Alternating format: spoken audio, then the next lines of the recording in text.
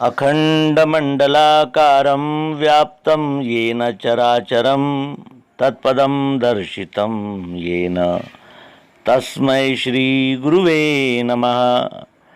अज्ञानान्धस्य लोकस्य ज्ञानाञ्जनशलाकया चक्षुरुन्मीलितं येन तस्मै श्रीगुरुवे नमः।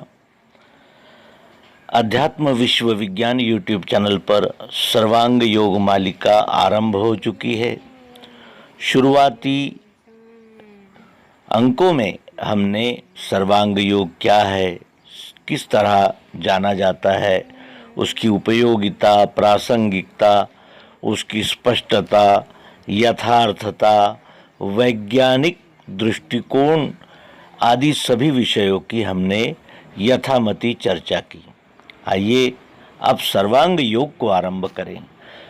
किसी भी औषधि के बारे में जानकर हमें आराम नहीं मिलता, औषधि को सेवन करना होता है। आइए ये सर्वांग योग सद्गुरु युक्ति हम सेवन करें, उसे मनन चिंतन के द्वारा पचाएं और अपने व्यवहार के द्वारा सिद्ध करें। मोक्षेच्छा दर्शन योग नामक सर्वांग योग के पहले अध्याय का आरंभ श्री गुरु के पदों को है मेरा दंडोत प्रेम से, यही प्रेम रहे स्थाई, कृपा दृष्टि वही मिले। श्री गुरु के पदों को है मेरा दंडोत प्रेम से। इस विश्व में हमें जो भी मिला है वो प्रेम से ही मिला है। प्रेम ही इस विश्वरूप परमात्मा का अंतरंग है, प्रेम।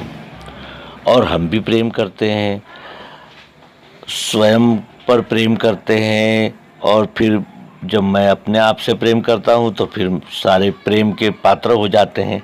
मेरा घर, मेरी साइकिल, मेरा मकान, मेरा देश, मेरी भाषा, मेरा वेश, सब मेरा मेरा मेरा मेरा निर्माण होता है। लेकिन इसमें और वो जो दंडोत कर रहा है मुमुक्षु सद्गुरु को, उसके प्रेम में अंतर है। वो कहता है कि श्री गुरु के पदों को है मेरा दंडोत प्रेम से। मैं समर्पण कर रहा हूँ, प्रेम से समर्पण कर रहा हूँ, किसी भी दबाव में या प्रलोभन में नहीं, अपनी वृत्तियों के सहित संपूर्ण समर्पण कर रहा हूँ। यही प्रेम रहे स्थाई। वो ये जो प्रेम है ये सात्विक और कल्याणकारी यथार्थ प्रेम है।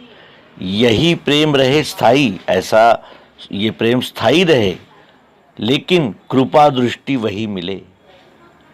कृपा दृष्टि चाहता है वही। कौन सी कृपा दृष्टि है? वही है अपना रूप पुरुषोत्तम भाव से। अपना रूप जो है पुरुषोत्तम भाव से, उसका दर्शन कराइए, वही कृपा दृष्टि चाहिए। आचार करके ऐसा सनातन मुमुक्षु ने इस प्रकार आचार करके, आचरण करके, इस प्रकार आचार करने के बाद वो शिष्य जो सत्य जानने के लिए गया हुआ मुमुक्षु है, मुमुक्षु कहते हैं जिसे मोक्ष की इच्छा है। मोक्ष का अर्थ होता है मुक्त होना। हम किससे बंधे हैं? ये आत्मावलोकन का विषय है। मुमुक्षु सद्गुरु के पास गया, उसने कहा कि मैंने श्रुति स्मृति शास्त्र पुराण आदि है पढ़े। मैंने श्रुतियाँ, स्मृतियाँ, पुराण, इतिहास, अनेक धर्म ग्रंथों को पढ़कर देख लिया है। मैंने श्रुति स्मृति शास्त्र पुराण आदि पढ़े हैं, और उनमें लिखा हुआ जो विधियां हैं, किसी ने मुझे समाधि लेने के लिए ने समाधि में आंख बंद करके रहने को कहा, वो भी करके देखा। कुंडली जागृत के विषय में पढ़ा तो वो भी करके देखा। उपवास किए, तीर्थ किए, अनेक प्रकार के स्वाध्याय किए।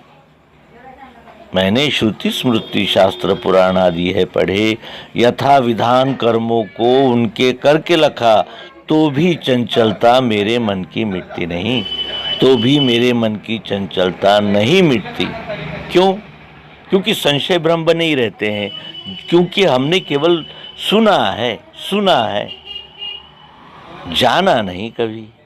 क्योंकि हमारे सभी धर्म ग्रंथ हमें सुनने को ही कहते हैं, और सुनने सुनाने के इस खेल में यथार्थ क्या है, तो जैसी कल्पना कवि ने की हम सच मान बैठे, और हम अंधश्रद्धा, अंधानुकरण और अवैज्ञानिकता में फंसते चले गए। इसीलिए वो कहता है कि मैंने श्रुति स्मृति शास्त्र पुराण आदि है पढ़े, यथा विधान कर्मों को उनके करके लखा, तो भी चंचलता मेरे मन की मिटती नहीं, मेरे संशय भ्रम समाप्त नहीं हो रहे हैं। समाधान नहीं स्थायी, वो कैसे मुझको मिले?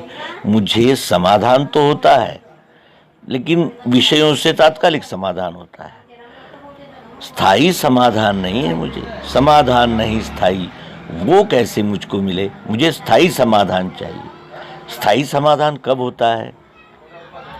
जब कोई वस्तु अपने स्वस्वरूप को जान लेती है, तब उसका समाधान होता है, क्योंकि तभी वो अपने कर्तव्य में उपस्थित हो पाती है। वस्तु का स्वभाव यानी वस्तु का स्वरूप ही अस्तित्व, भातित्व, प्रियत्व है। इसीलिए यहाँ कहते हैं कि समाधान नहीं स्थायी, वो कैसे मुझको मिले? मुझको स्थायी समाधान कैसे मिलेगा?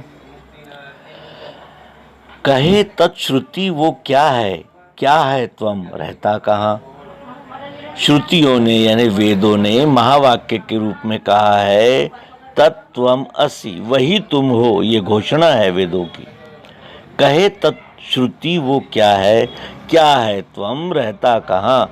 असि कहा जिसे वो क्या, ध्यान में बैठता नहीं। तत्त्वम असि का अर्थ क्या है? उसका प्रत्यक्ष प्रायोगिक यानी लक्ष्यार्थ क्या है? कहे तत्श्रुति वो क्या है त्वम, रहता कहाँ? असि कहा जिसे वो क्या, ध्यान में बैठता नहीं। देखना उसको कैसे? क्योंकि मैं देखना चाहता हूं। देखना उसको कैसे? जो देखे वह कौन है? कौन देखता है? जो दिखता है उसे कौन देखता है? देखना उसको कैसे? जो देखे वह कौन है?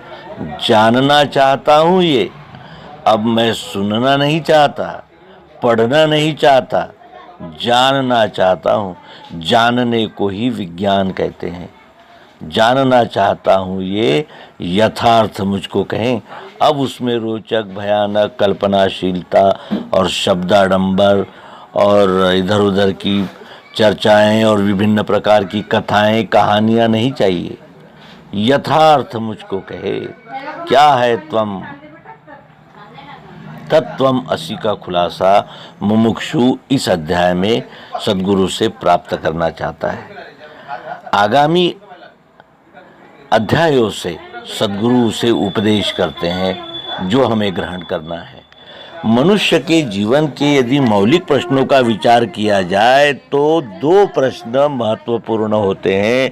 एक है जीवन क्या है और दूसरा प्रश्न है मृत्यु क्या है। तीसरा भी एक प्रश्न है, मैं कौन हूँ। चौथा भी एक प्रश्न है कि मैं किस लिए आया हूँ। तो इस तरह ये अध्यात्म का ही विस्तार हर बिंदु से शुरू होता है और अध्यात्म में ही सभी शास्त्रों का, विचारों का, आचरण, अनुभवों का समापन भी अध्यात्म में ही होता है। इसीलिए सद्गुरुदेव श्री कृष्ण जी गीता में कहते हैं कि ये अध्यात्म विद्या सर्वश्रेष्ठ है। इसको प्राप्त करने के लिए ही ये जो जीवात्मा है शरीर धारण करके आया है। इस बात की घोषणा श्री कृष्ण जी श्रीमद् भगवद गीता में करते हैं। आइए अब आगामी अंक से सर्वांग योग के दूसरे अध्याय में हम प्रवेश करेंगे।